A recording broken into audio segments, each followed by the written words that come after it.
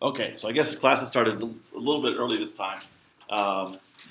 So what I have here, this is a question that was asked on the 4.2 homework. So for this equation, this given solution, how do you get the second solution? And because there's no coefficient here, all you have in the integral is 1 over y1 squared. And here's where you have to know your integrals and derivatives of certain trig functions, so that given solution of sine free x leads to second solution of cosine free x. So now on the same assignment, you want to look at problem 3. Yes. Can you go ahead and tell me the problem? So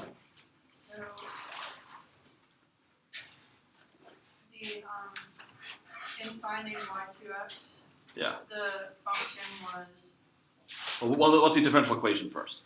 it was the y1x. I mean y double prime plus. Yeah. Yeah. First. 6y double prime plus y prime minus y equals 0. Okay. And then y1 was e to the x over 3. E to the x over 3. Okay, and then find y2. Yeah, I was just getting confused when I was trying to take the derivative with respect to e function of p. Yeah, or the integral. Yeah, I was having trouble with the integral. Okay, so, all right, so this is number 3. So y2 of x is, all right, so just repeating the solution formula before I'll fill in all the pieces. So e to the minus integral of p of x dx. Now, so one thing that's very important before you begin is for this formula to be applied, this formula assumes that the coefficient of y double prime in the original equation is 1. So you have to, so you must isolate. Well, actually, that's not really the best way to describe it. So the coefficient of y double prime is 1. So we have y double prime plus 1/6 y prime minus 1/6 y. And that's when you identify your p. Okay, now, so now we can go ahead and I'll fill in everything. So e to the x over 3 here. And then here I have y1 squared. So that's e to the 2x over 3, because you're squaring it. But it's also in the denominator. So I'm going to have e to the minus 2x over 3 for 1 over y1 squared part. And then here we'll have e to the minus integral of 1/6 dx. So now what will happen here is, so this is just e to the minus x over 6 of the integral. And so then what you'll do is combine these exponentials into 1. So we're going to have e to the x over 3 here, and then e to the minus 5x over 6.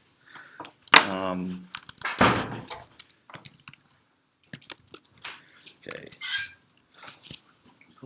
Plus 1/6 minus 1/6. Okay. All right. So then you integrate that. You get e to the x over 3, e to the minus 5x over 6. The integral of the exponential is the exponential, except you must divide by the coefficient of x, whatever it is, when it's a constant. Or as I said, when you're given y1, you're looking for y2. Any multiple of a solution is a solution. So you do not need to but the constant factors don't figure into your answer in the end. So then you can add the exponents. And so did you see from this what happened, what went wrong, or? Yeah, I understand what I did wrong. I didn't divide the Yeah. whole original by 6. Yeah. So I was trying to work from the 1. Yeah, so that's the key, because the solution formula was derived under that assumption. Okay. Other. Oh, and the other one had papers number 4. Oh. 2 places. Okay.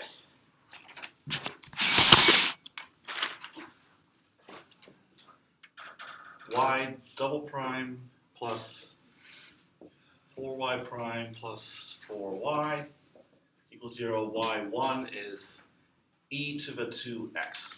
Okay. So it's the same solution formula as here, so I'm just going to fill in the pieces. So y1 is e to the 2x.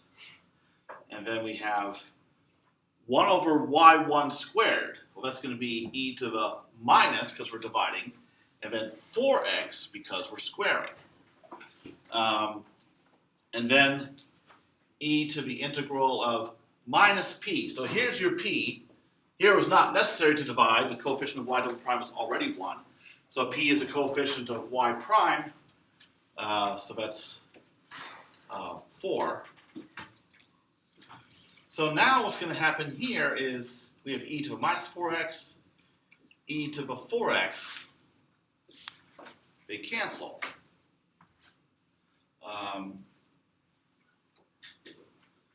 So what you end up getting is x e to the 2x. So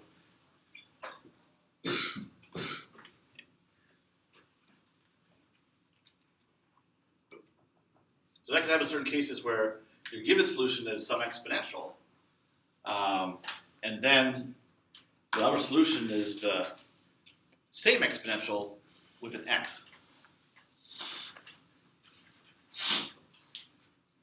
Any other?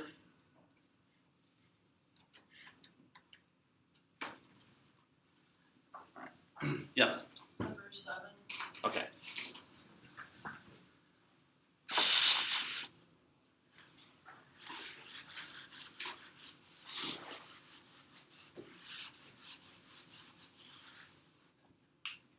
Okay, DE.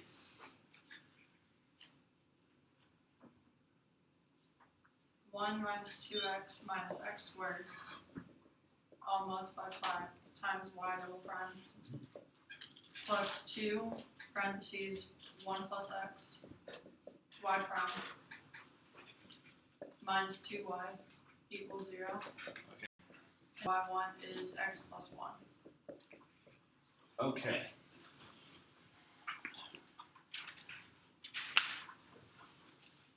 Well, that is a nasty one indeed. Okay.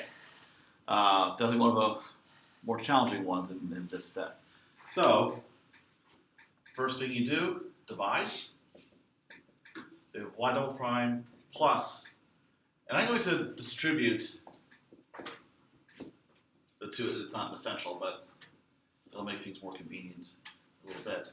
Y prime minus 2 over 1 minus 2x minus x squared, y is equal to 0.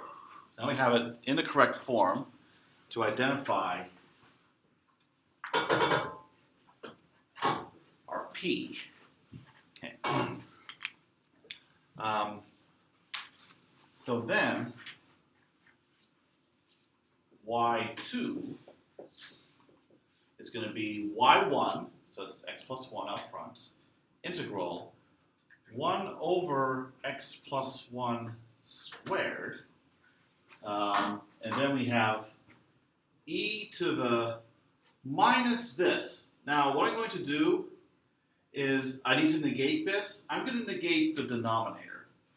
So I have 2 plus 2x up top, and then I have x squared plus 2x minus 1 down below.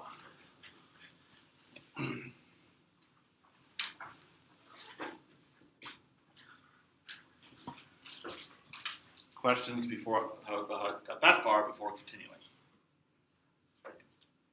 As we got up to that point, and okay. Anyone? How do you do that inner integral?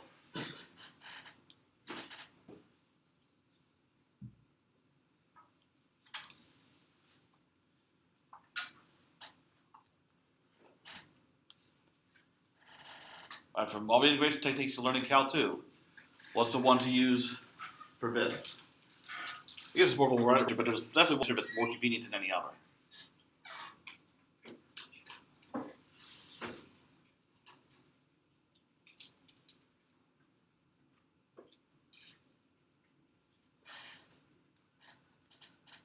Would you use quotient rule for integrated? Quotient, there's only a meaningful quotient rule for differentiation. You could use partial fractions, but there's an easier way in this case. Go down the list.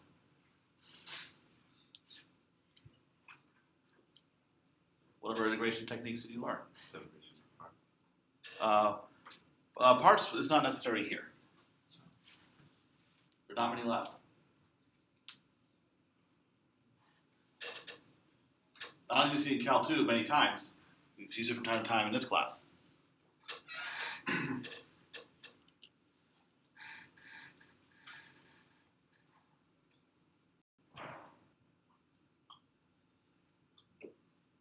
And it should occur to somebody here.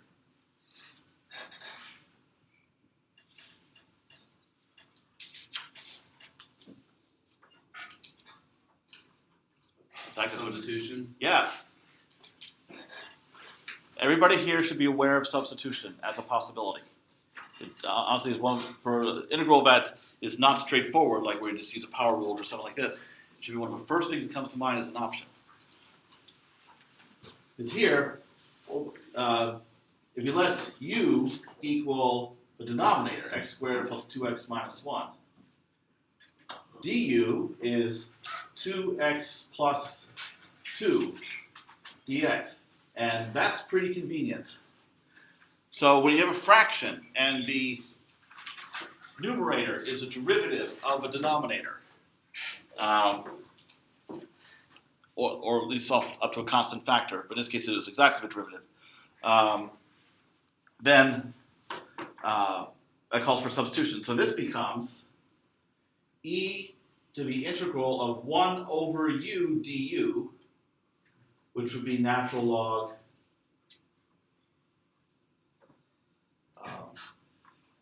so it's the natural log of u.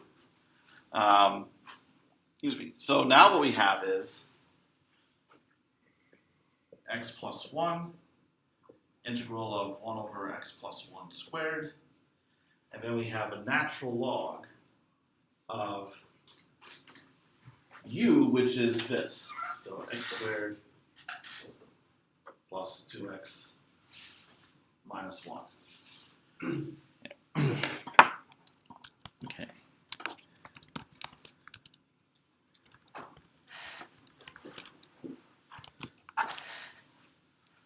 Okay. Question about how we got this far.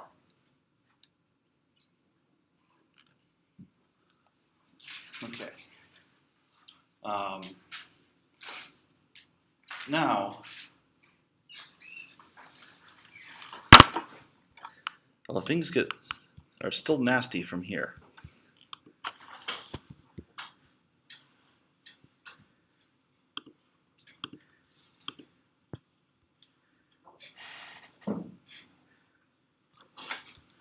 Okay.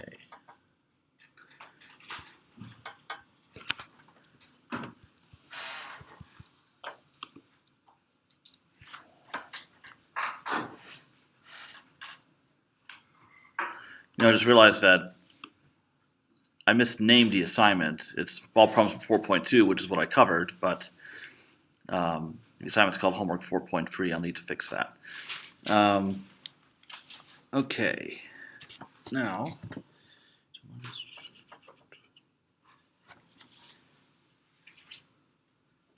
all right. Oh, sorry. Goofed here.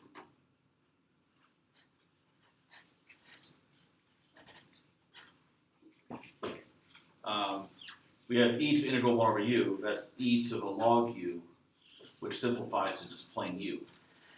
So therefore, there is no log here. So I was looking at that, it's like, okay, how on earth do you do that integral? That likely would not be possible, but now this is something that is much easier to work with. Okay, so, all right, so again, any questions up to this point? Sorry about my mistake there. Okay, I just dropped the exponential. Now, from here, there's still some algebraic hocus pocus that's necessary to get this in a form where you could actually integrate it.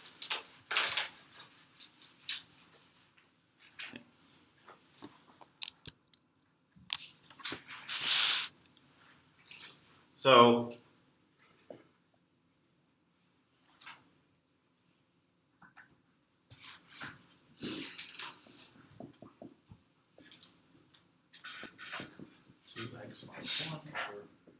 and what I'm going to do to set up working out the integral is I'm going to expand that x plus 1 squared. That is x squared plus 2x plus 1, so almost the same as the numerator. Okay.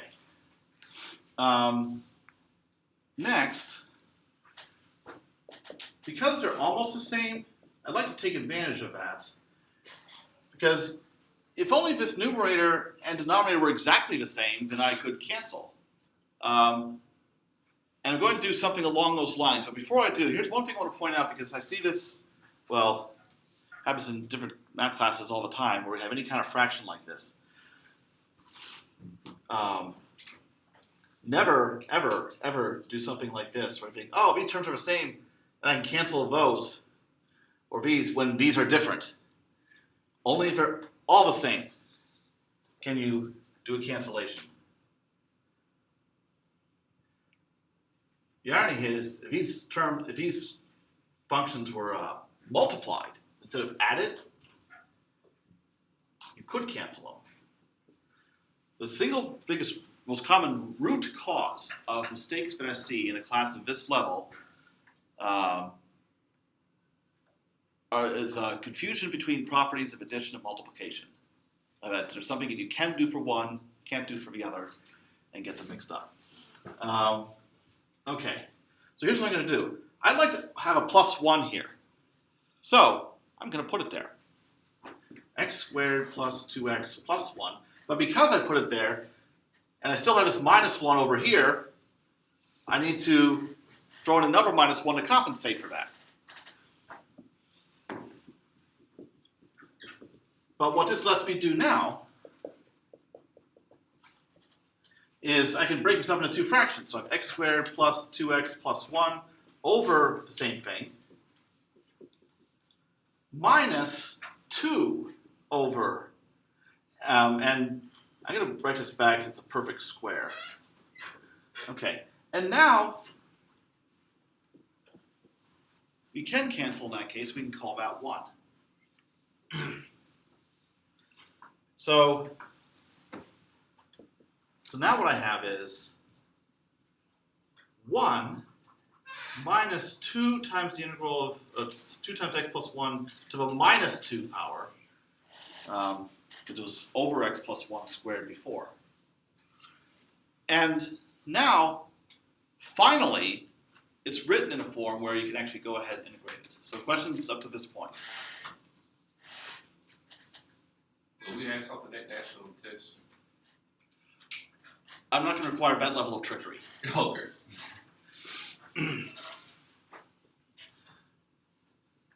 All right, so you do the integral, and what you get is x from the 1. And then here we have minus 2, and then I have x plus 1 to the minus 1 over minus 1. So now you can distribute everything. So x plus 1 times x, so that's x squared plus x. And then minus and the minus cancel to become a plus 2. And then the x plus 1 and the x plus 1 to the minus 1 both cancel to give you 1.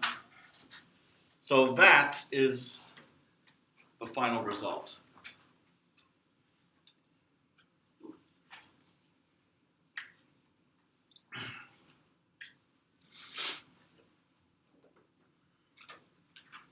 So now and then there are problems like this where you go ahead and apply whatever solution formula that you've used for all the other problems, and maybe things that have gone relatively smoothly, and then you come across something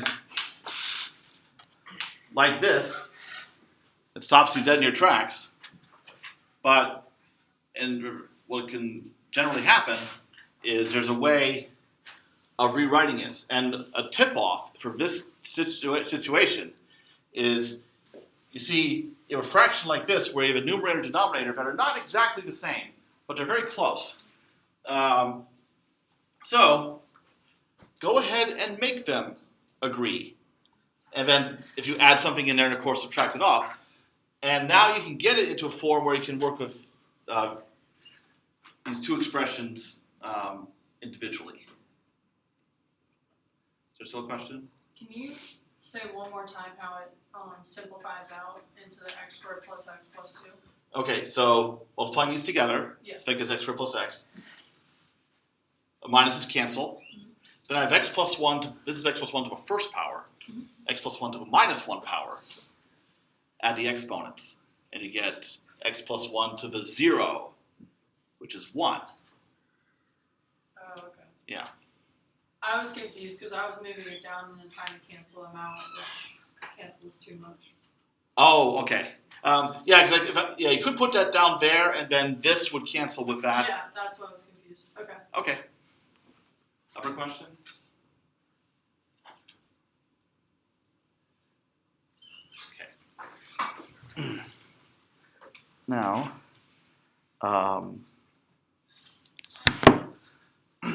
so for all of these equations, I mentioned before, because they're second-order equations, they have two solutions that make a fundamental set. And for all these problems, you're given one of them, and then you have to find the other. So now I can talk about certain class of equations where I give you a way to come up with both of them.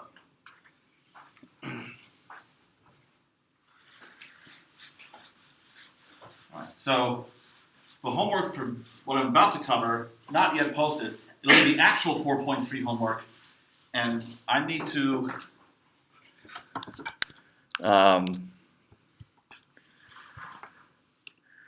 okay. I have to rename this one.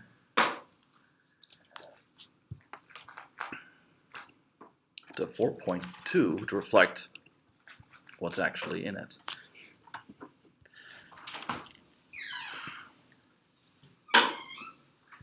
Okay, so now what you've been working on, this assignment just been talking about is 4.2 as it should be. 4.3 will be posted later today on today's material. Okay.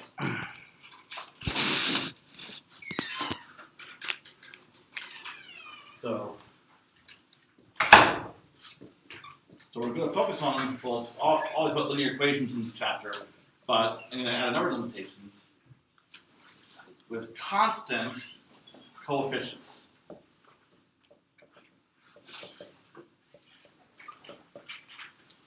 Okay. So we're going to be dealing with something in this form. Y double prime plus P y prime plus QY is equal to 0, where P and Q are both constants. Okay. So in this case, it is possible to come up with a y1 and y2. Now, I need to step back momentarily to first order equations. So the kind of first order equation that we've seen that most closely resembles this is y prime plus py is equal to 0. So that is also a linear equation, and it has, and we're assuming again a constant coefficient. And the solution in this case is some constant c times e to the minus pt. So if you did the whole thing with the integrating factor and all that, go over that whole procedure, this is what you would get. So the thing I want to point out here is we have this e to the minus pt.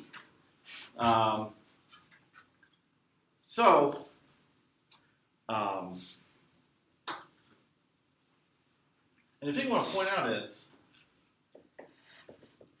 minus p is, well, not just a root, but it is the root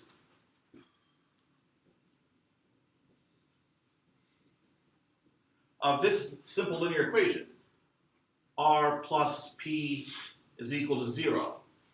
All right, so if you think of this as a function of r, you're looking for root r, and you solve this, and you get r equals minus p. And I point this out because this kind of thinking is what's going to lead to a solution of this second order equation. Because in either case, if we assume our solution is equal to some constant times e to the rt, and I substitute that into a first order equation, then I have y prime plus py is equal to the derivative of this. What is the derivative of this? C is a constant, r is a constant.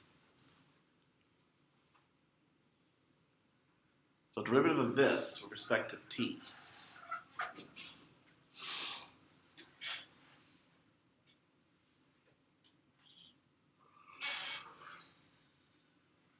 Wouldn't it just be CRe to the RT? Yeah, so derivative exponential is itself times the derivative of the exponent.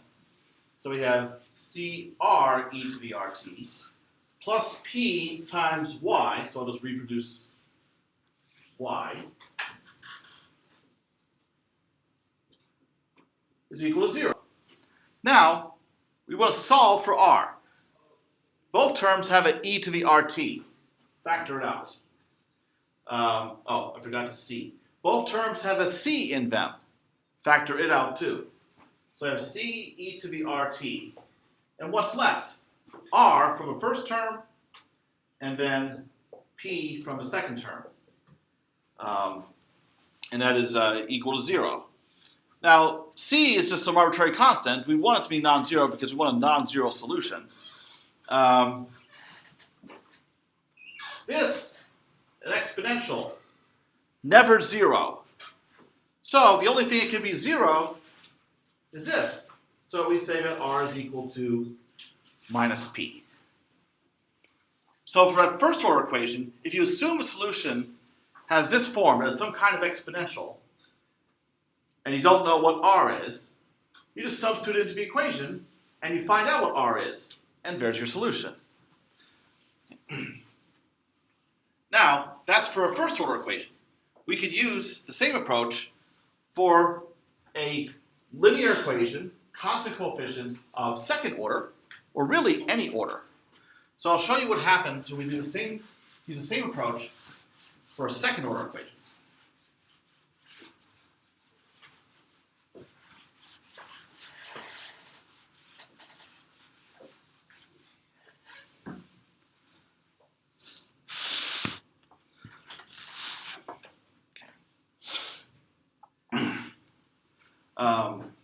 So, for a second order equation, y double prime plus py prime plus qy equals 2. Solution of this form. And I'm going to drop the arbitrary constant here because if I have any solution...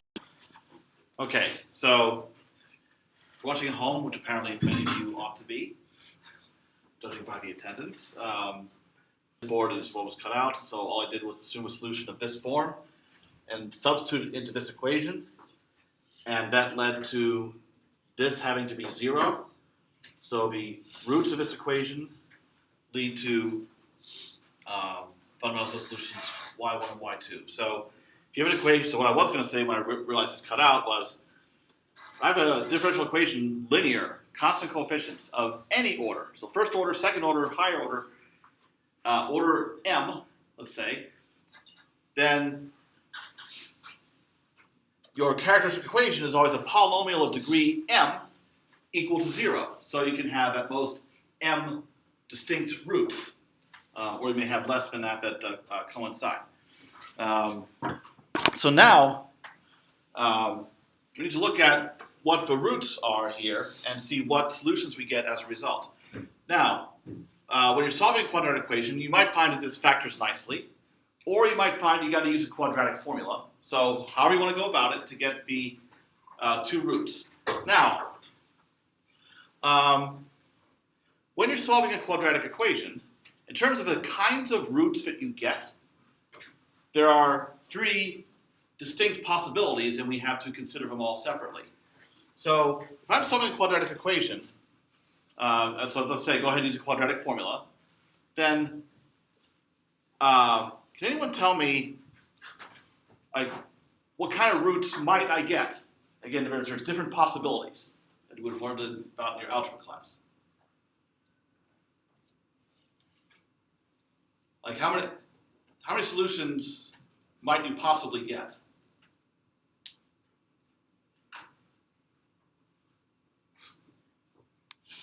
You've all solved quadratic equations many times. 2. All right. Always? No.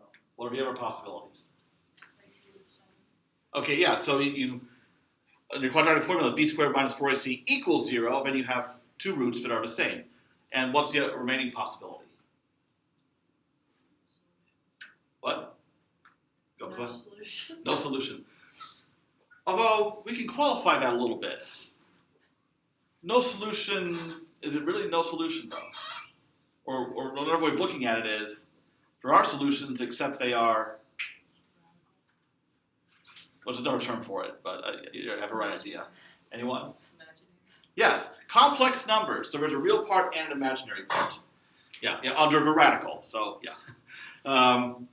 So we need to consider those 3 possibilities separately because of the solutions y1 and y2, because that's really what we want. We want 2 solutions, y1 and y2, that we can use to describe all solutions. So the general solution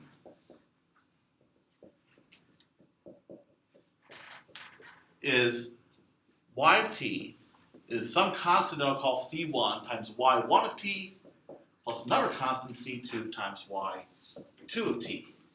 So the question now is, now that you have this characteristic equation, you've gone ahead and gotten the roots, however many there might be, real or complex. What are the solutions? So now, so I'll tell you / work it out. So, oh,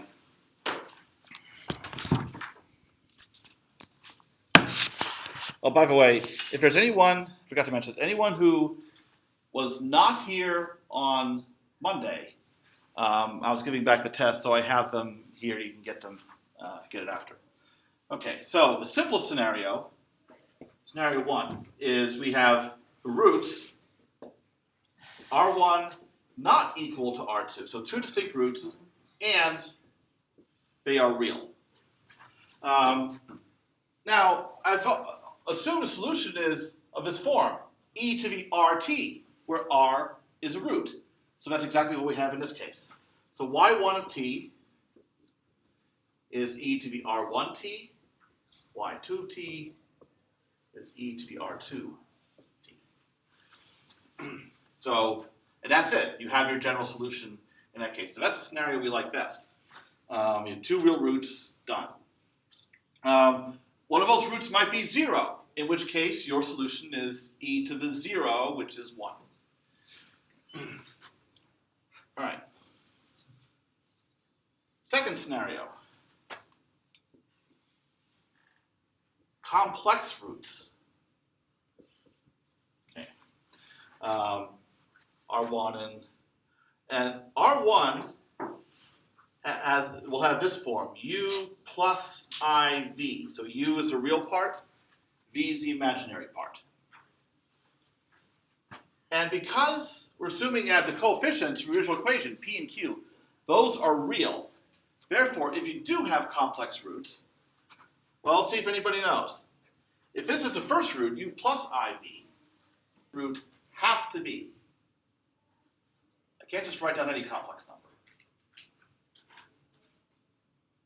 Think of a quadratic formula.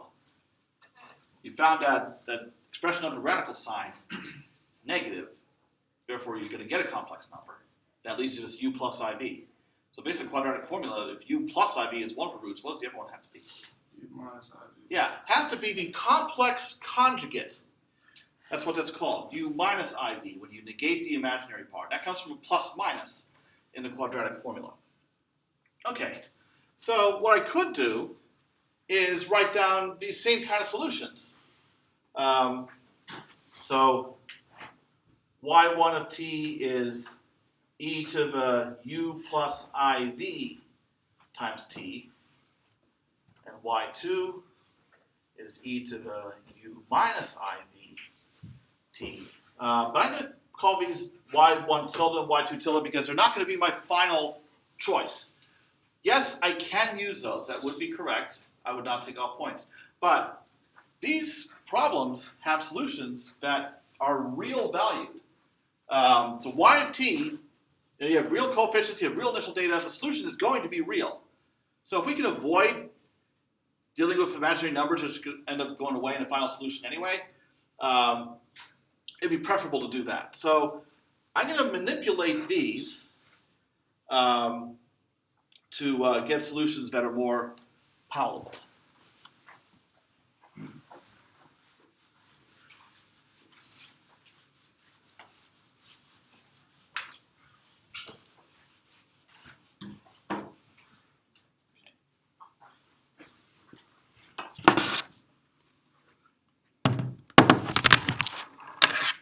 Okay, and to do that, I can use this nice fact about linear equations.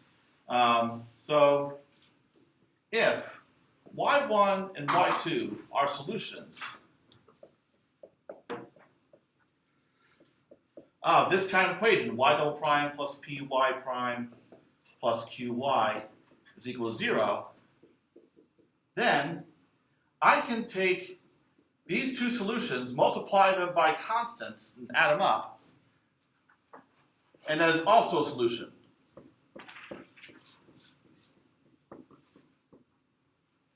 And this expression is called a linear combination.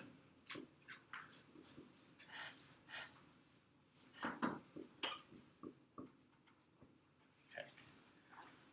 All right. So anytime you have functions like y1 and y2, you multiply them by constants, and it has to be constants, and add them up. That's called a linear combination. Because if I plug y1 into here, I get 0.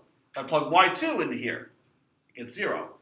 So when I plug this whole thing in there, what am I going to get? C1 times 0 plus C2 times 0. I'm still going to get 0. So it's because it's 0 on the right side that all this works. If I had some other function like g of t, it would not be true. So here's what I'm going to do. I'm going to take those complex solutions and find a linear combination of them that will give me real solutions.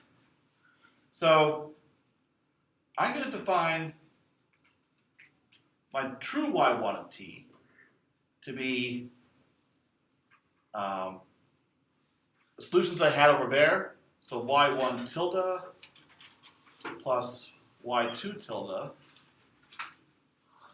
all over 2. And then y2 of t, I'm going to find to be y1 tilde minus y2 tilde over 2i. And what I can do is I'm actually going to work these out and see what we get. So if I substitute those solutions over there, so I have e to the u plus iv t plus e to the u minus iv t over 2. Now, I can break up the exponentials. So that's e to the u t, e to the I v t, and then for a second one I have e to the ut, e to the minus I v t over 2. I just realized I have to be careful with my u's and v's. Make sure we're not confused with one another. Make my u's more rounded. Okay. Now, e to the ut, common factor. So I'll factor that out. And what's left is e to the ivt plus e to the minus ivt all over 2. When you take a complex number, which this is, and then I add it to its conjugate, so e to the minus ivt, and then I divide by 2, that takes the real part. Because we're using the fact that e to the ivt is equal to cosine of vt plus I sine vt. So taking this plus its conjugate divided by 2, I'll write out what it is. So e to the minus ivt is cosine vt minus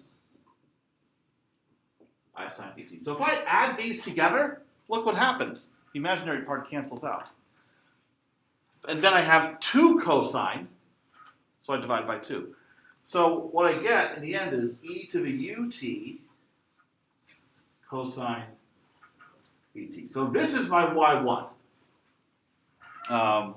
So it's real valued. So it's something that's more convenient to what I had before. And if I carry out the same kind of manipulations as I did over here, notice if I take these and I subtract them, then what I get is the cosines will cancel, and I'll have 2i sine vt. Thus I divide by the 2i. So what we get in the end is e to the ut sine vt. So these are my 2 solutions. They form a fundamental set of solutions. So now I can describe all solutions as constant times e to the real part t times cosine imaginary part t, and then e to the ut times sine vt. So any combination of those is a solution. So when you have 2 distinct real roots, exponentials. When you have 2 complex roots, you have exponentials and sines and cosines. I will do examples, but the real part goes to the exponential like before. Imaginary part goes into sine or cosine. Yeah. All right. So as soon as I do the one remaining scenario where you have repeated roots, I will go for some examples.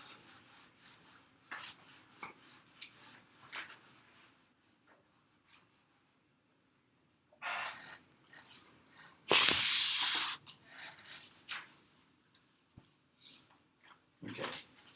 So you have repeated roots.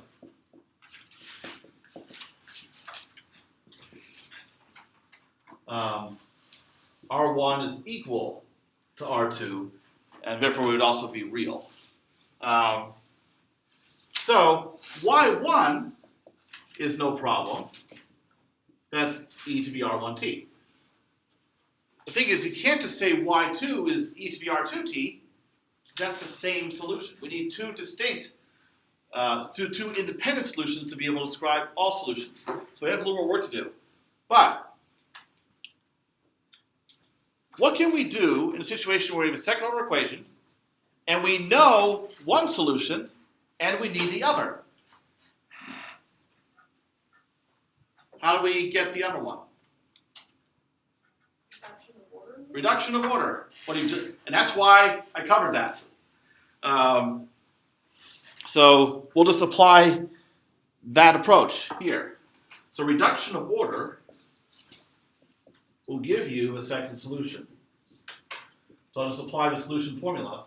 So y2 of t is y1, which is e to the r1t, integral of 1 over this squared, so e to the minus 2 r1t. And then we have e to the minus integral, or actually it's just going to be e to the minus pt.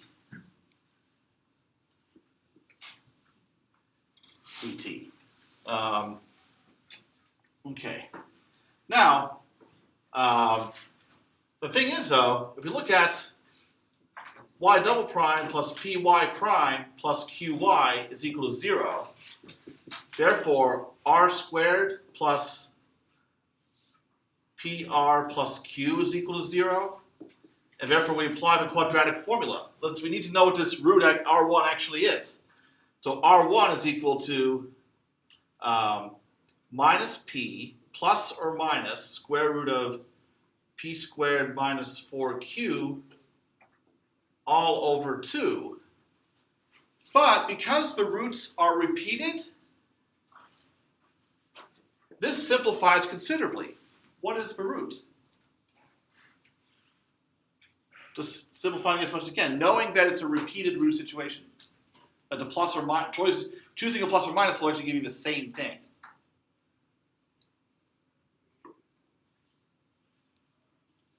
What kind of discriminant leads to a repeated root?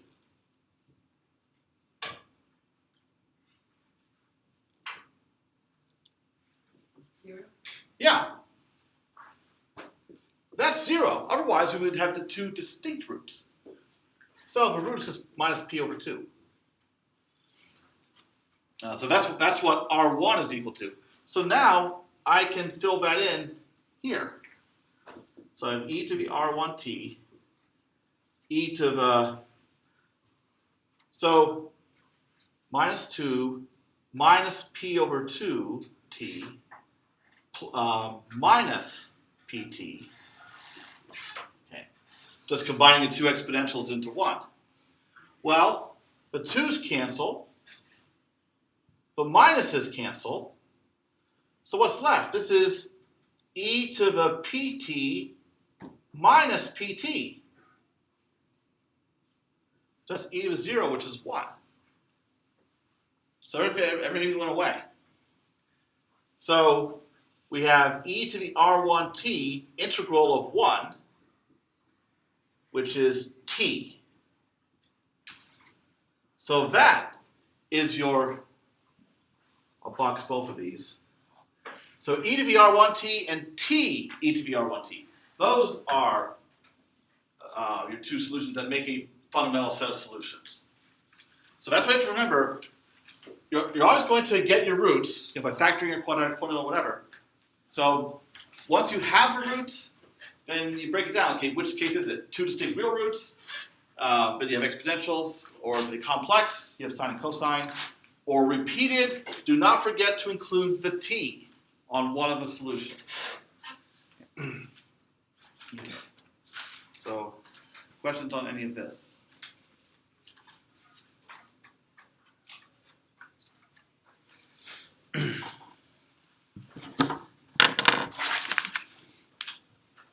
Now, the thing is, at the very beginning of this process, I assumed that the solution had a form, e to the rt for some r. And I've done very little to actually justify that assumption. In the past, what I've done, and this is actually worked out in the notes,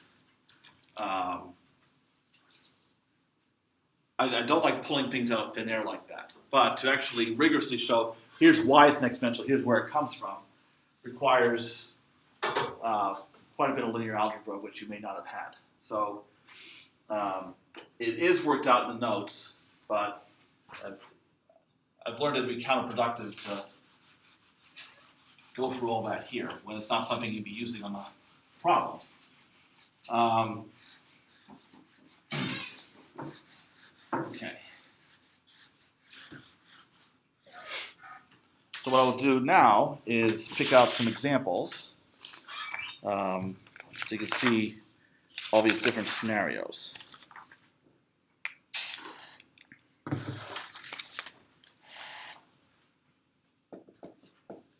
All right, so first we have, here's our DE, y double prime plus 5y prime plus 6y is equal to 0. And we also have initial conditions. We must have two of them. So y of 0 is 2, y prime of 0 is minus 1. So we're going to have a general solution that has constants in it, two of them, and then we use the initial conditions to find the constants. So, very first thing you do, characteristic equation.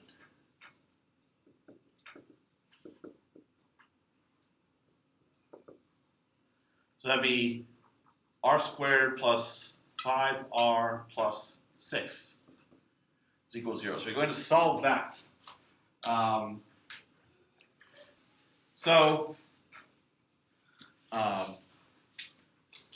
Does this factor nicely into what? R plus 3, R plus 2. Yeah. Alright, so for factoring we get r is equal to minus 2 or minus 3. So because we have two distinct real roots, we have our fundamental set of solutions, so e to the minus 2t for y1 and e to the minus 3t for r2.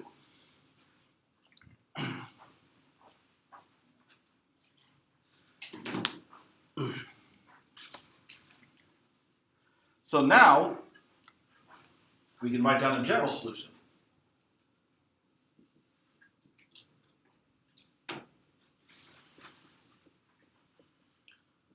So y of t is a constant, c1, e to the minus 2t, that's y1, plus another constant, c2, times y2, so e to the minus 3t. So our final answer is going to be of this form, and if you did not have initial conditions, you could stop here. But since we do have initial conditions, we need to use those to find out C1 and C2. So first, substitute in t equals 0. If we plug in t equals 0, the exponentials will just become 1. So we end up with C1 plus C2, and that must be equal to 2.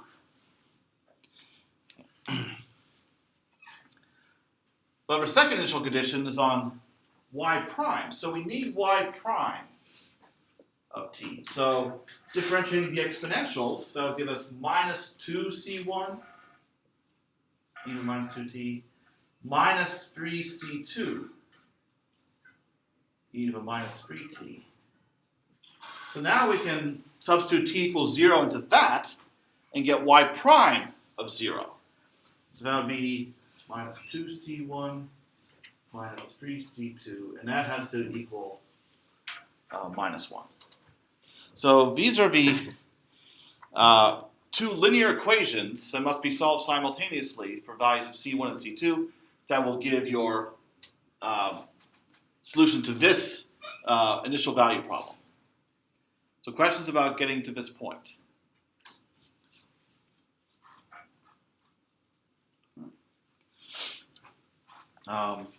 So what you can do from here, I'm going to double the first equation because then I can add these equations together and notice the C1 terms cancel out. So I end up with minus C2 is equal to 3. So that tells me that C2 is equal to minus 3. And I can substitute that in there. And what will be my value of C1?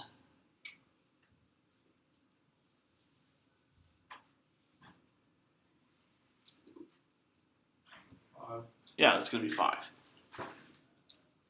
So, the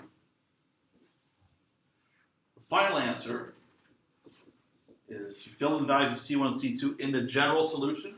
So that's 5 e to the minus 2t minus 3 e to the minus 3t. So that satisfies the D, E, and B initial conditions.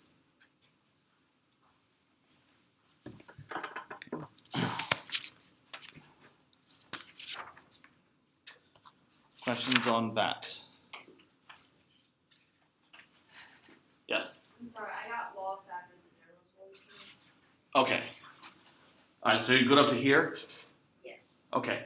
So I need to satisfy these initial conditions. Alright. So I substitute in t equals 0. When I do that, the exponentials will just become 1. So I get this equal to the initial value 2. And then you have to take the derivative, and when you have these exponentials, it's always going to lead to like the coefficient of the exponential coming down here. So Okay, so the y prime t is part of it, applying the initial condition. yeah, because you have a condition on each. Alright. Okay. Other questions?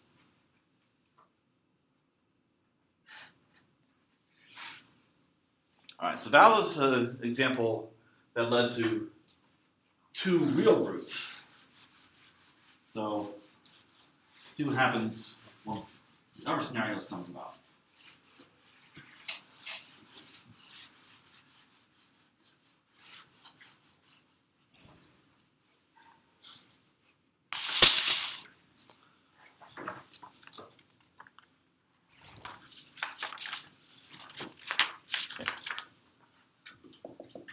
Now the problem is y double prime plus 4y prime plus 13y is 0.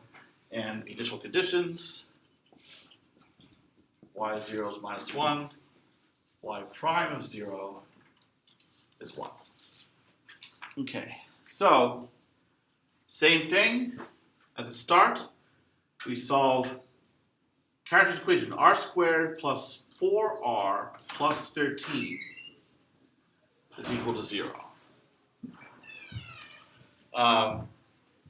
And this is one that does not factor nicely, although you could try computing a square on it, but there's always a fallback of quadratic formula. So r is equal to minus 4 plus or minus square root of 4 squared minus 4 times 13, all over 2. So under radical sign, I have 16 minus 52. So I'm going to have minus 2 plus or minus square root of minus 36 over 2. Well, square root of minus 36 is 6i. So my complex roots are 2 plus or minus, or minus 2 plus or minus 3i. So that's my my R1 and my R2.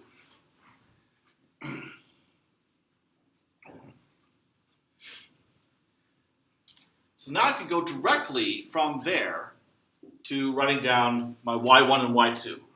So y1, take the real part, put it in exponential, e to the minus 2t. Then take the imaginary part, the 3, just the 3, not the I, just the 3, put it in a cosine for y1. And then y2, same thing, except with a sine. So once you have your complex roots, then go directly to here. Real part in the exponential, imaginary part, sine or cosine. So if the roots were purely imaginary, like if this part over here had been 0, you would have only a sine and cosine. Okay. Questions up to this point? Your general solution has the same form as before.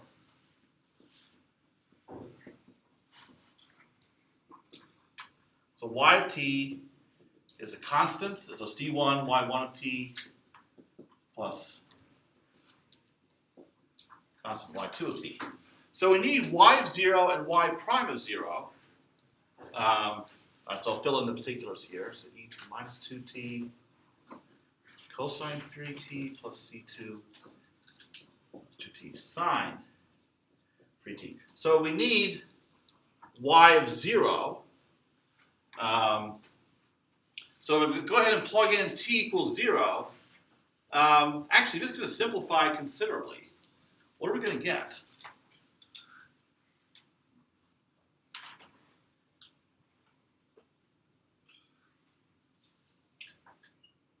See how many of you remember what is cosine 0 or sine 0?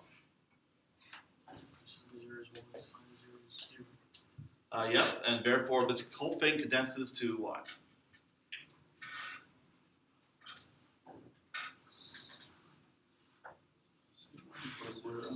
Yeah, just C1. Because you plug in t equals 0 to the exponentials, those are 1. Plug t equals 0, yeah, cosine is 1 and sine is 0. So this second term goes away completely. So only C1 is left. So now we know what C1 is. It's minus 1 because of the given initial condition. So that part's nice. At least C1 you can get pretty quickly. Unfortunately, C2 is going to take a little more work than before. So y prime of t, so we have to take the derivative of this. Now, I'll just fill in C1 equal to minus 1. When we take the derivative of this, what do we have to use?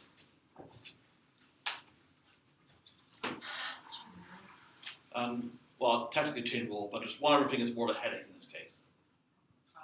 Product rule. So that's going to lead to multiple terms. We're going to have 4 terms in our derivative altogether. So we're going to have, so minus 2 e to the minus 2t cosine 3t plus e to the minus 2t.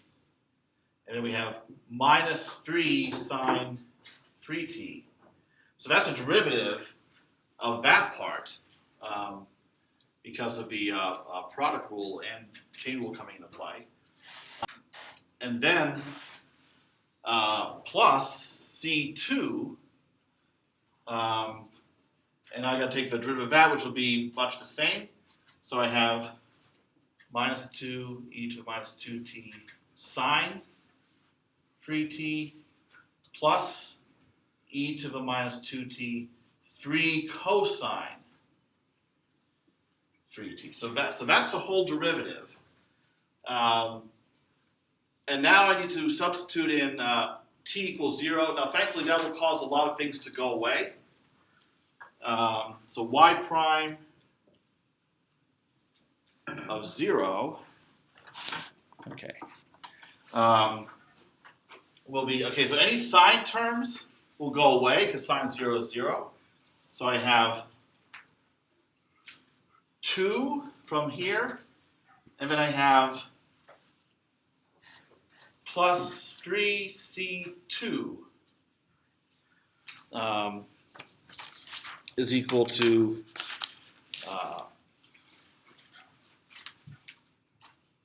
something seems amiss here. Would equal 1. Oh yeah, it's not equal to 0, it's equal to 1. So the initial value is what has to go on the right side, but something still looks off here. 3c2, oh, okay. That's 2c1. This one's equal to 1, okay.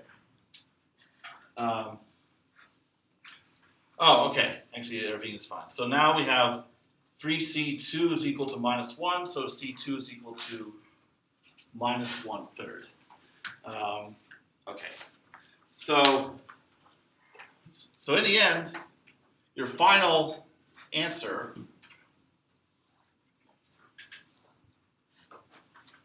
is equal to minus 1, that's minus e to the minus 2t cosine 3t.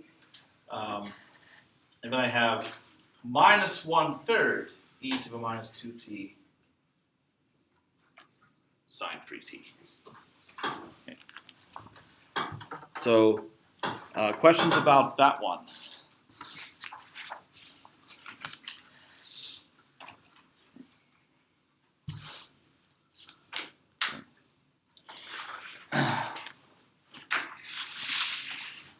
I may not be able to complete this example, or well, I won't be able to do the additional conditions, but it's going to be count 1 in algebra. So for the last example, we have y double prime minus 6y prime plus 6y equals 0. So I just won't have initial conditions, but if you look on page 56, notice this is worked out with initial conditions. Oh, that should be plus 9, not 6.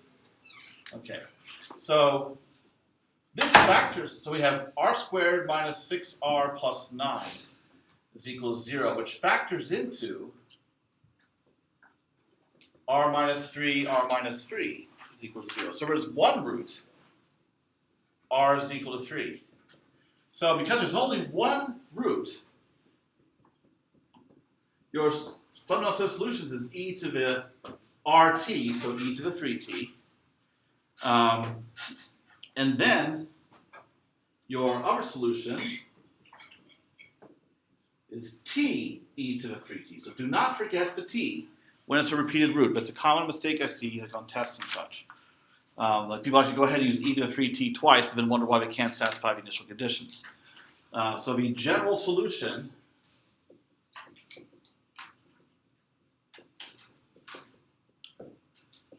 so y of t is a constant, e to the 3t, plus another constant, t, e to the 3t. So when you're satisfying initial conditions, well, got a slight amount of time left. Y of 0 is 1, y prime of 0 is 2. So y of 0 is straightforward because you're plugging in t equals 0, so the second term goes away. So all that's left is C1. So it's kind of like a complex case where you're able to immediately. But C2 is more of a pain because differentiating again requires a product rule because you have a t e to the 3t.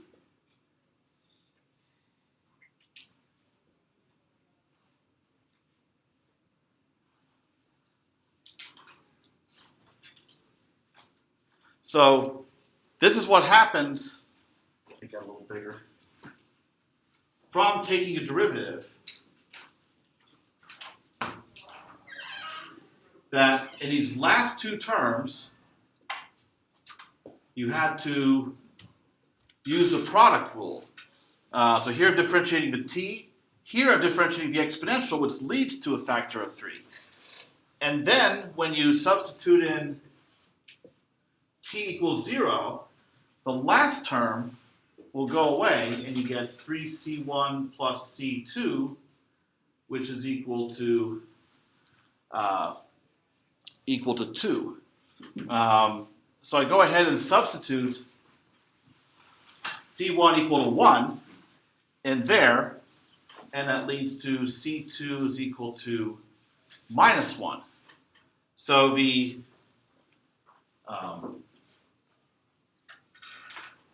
solution to the initial value problem is e to the 3t minus t e to the 3t. All right, so be careful when you're applying initial conditions if given. So the complex and repeated root cases, you must use a product rule to take the derivative. before plugging in like t equals 0 or whatever you have. Okay, I'll have that homework for this section up on WebAssign very shortly. You weren't here on Monday, you can grab your test.